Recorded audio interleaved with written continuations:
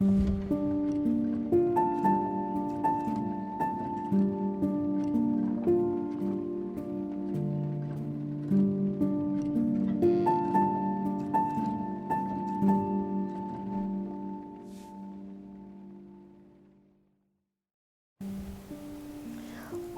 to Mount Horeb's Experiencing Lent. We hope that you will join us each week as I lead you in a hands-on activity experience in the Bible. This week you will need a Bible, possibly one that you are comfortable making marks in. If not, just a Bible, a pencil, paper, and maybe an eraser. Before we start, let's take a moment to breathe. Breathing and breath prayer is a way to bring yourself into the presence of God. Pause and remember that you are in the presence of God. As you breathe in, pray something simple, even just one word. Breathe in, breathe out. Remember, stay non-judgmental as you do this activity. It's okay if you don't feel holy. It's okay if it's hard to concentrate. Just let go of any obligations and allow your heart to worship. Everything here is optional. I hope you enjoy this experience, and may you have the peace of the Lord with you. Before we start on this week's activity, I wanted to show you what happened with our last activity for myself. And if you'd like to share what you did with last week's activity, please do so. Either link in the comments here or perhaps email to mounthorebumc@gmail.com. I'll put that link in the comments also. So I started out with the Matthew scripture when we met together, and that was speaking to me, but I ended up going with the Isaiah scripture for the rest of the week. This scripture spoke to me most loudly, especially this part over here. This is just the beginning of chapter 58. When I started making the crosses in the Ash Wednesday Ash style, it started to fill in, and ultimately this reminds me of a wall in Jerusalem. When you go down to the catacombs in the Church of the Holy Sepulchre, there's a wall that is covered in etched crosses. And as I did these, I remembered that feeling of going through that area and how I felt, and it was actually very comforting. So you can see that I did mark this page up, and I want to reaffirm that if you are not comfortable marking in your Bible, write the scripture out and then mark on a piece of paper, and it's just as rewarding. It's meditative. It's healing in a lot of ways. Scripture can be painful at times, and to mark it up is somehow healing in that regard. So I just wanted to share that with you real quick, and then we'll go on with today's.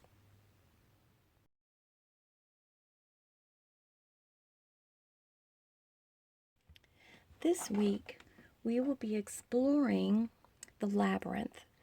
If you received a Lenten packet from the church, you should have a copy of the labyrinth in your packet. I'm not sure anymore which one I put in it, but we'll be drawing a labyrinth today also. So if you do not have a labyrinth printed out on cardstock or paper, I'll show you how to draw a simple one. Our scriptures today are Psalm 91, Deuteronomy 26, verses 1 through 11, Romans 10, verses 5 through 13, and Luke chapter 4, verses 1 through 13. Now, when we are looking at the labyrinth, we are looking at, this is one of the most common ones, the, you know what, I think it's pronounced Chartres. It's French, and I didn't take French, I took Latin, so bear with me. But this is a very common one that we see a lot. If you would like to walk a labyrinth, I found that you can just Google labyrinth near me, and they'll come up on your map in Google Maps. So that's pretty easy. So if you want to walk a labyrinth, that would be a great thing to do this week. What we're going to do is a finger labyrinth. And so you just take your finger and trace the labyrinth. Now, this takes an amount of concentration, let's say, but it's a meditation. So this is a prayer that we're going to be doing. So read the scriptures, find which ones are going to speak to you as you start this, and allow yourself the time, and we did the breath prayer earlier, so allow yourself the time to first come into the presence of God and come into the presence and attitude of worship. That will help immensely when doing this. So I'm going to show you some different labyrinth styles. They're round ones. This one would be, a lot of times they count the rings. So this is the Cathedral of St. Martin in Lucia, Italy. Look at that. It's amazing. Now, what you'll notice about labyrinths that's different from a maze is that there is one entrance and one path. So you're actually never lost on a labyrinth. Even though you might feel confused, you're never lost. Something to keep in mind. One entrance.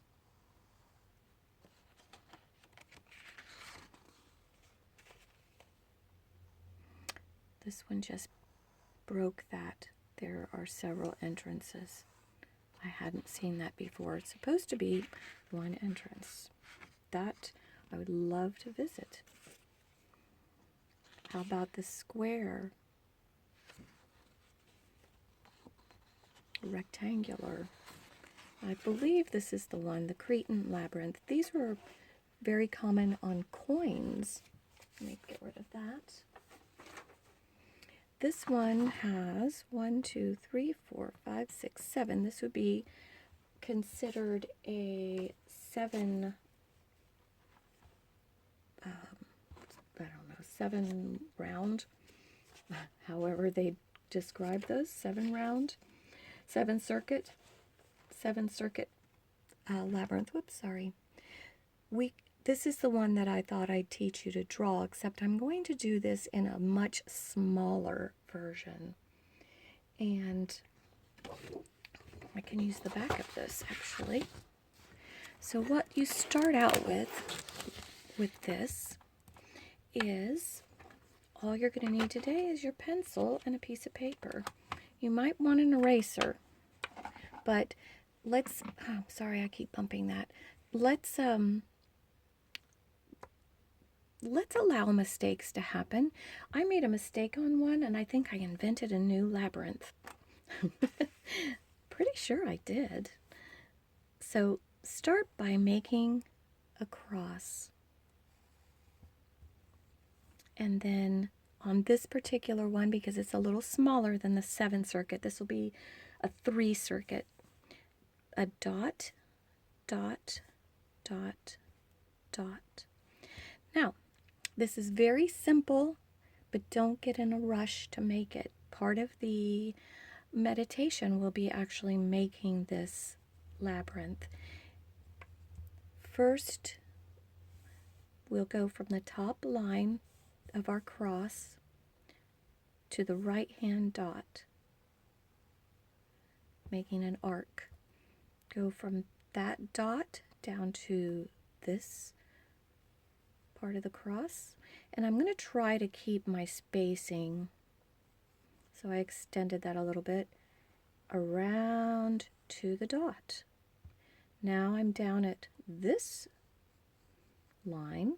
I'm going to go up and around all the way to the dot. Now I'm at this line, so I'm going back and forth, going all the way around to the dot. That, as awkward as it might look there, because I was trying to keep my hand out of the way, is our 3 circuit, 1, 2, 3, 1, 2, 3, labyrinth. Now this is big enough, see I can't handle that being so awkward. If you use small sketchy lines, you can draw much, and I'm turning my paper because that's the way I work. Now we have a 3 circuit labyrinth, Cretan classical labyrinth. Right. Now, once you've got this, or if you have the 7 circuit that I think I put in your packet, or whatever you do have in your packet, take your finger and follow the path. Slowly and carefully until you come into the center, and then stay there for a moment. And then go back out. And do this slowly and carefully, much slower than I'm doing now. And you may say a prayer with it. You could do your breath prayer with this. You could recite a part of the scripture that you remember, that you might have heart memorized. And as you do this, after you do it, let's think about how that made you feel.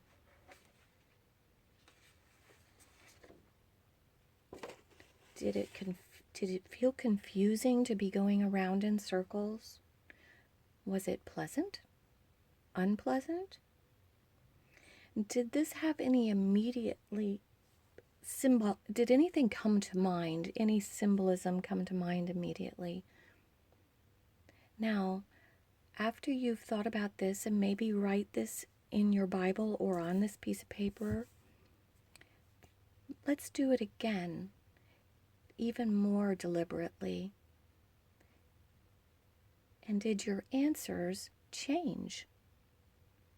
I'm hoping that this labyrinth will give you an opportunity to pray and meditate in a new way. I want to show you, I think that I'm going to be in the Psalm this week, mainly, but if it happens like it did last week, who knows where I'll end up. I want to show you another labyrinth. I am not sure what this one is called, that I drew in my journal, and I love this cross. It's a little bit small sketch for me to use for my finger, but I was using a stylus using it. So if you drew your labyrinth a little small, try using a pencil or a stylus or something to go through. I love that a labyrinth often, and the one we're using, starts out with a cross. This is the 7th circuit, because Christ is in the middle of this labyrinth. And that's your goal when you're going into the center, to come into the presence of God. And when you come back out, to take that presence with you wherever you go. And that is my prayer for you this week. Find the presence of God and carry that presence with you knowingly and intentionally.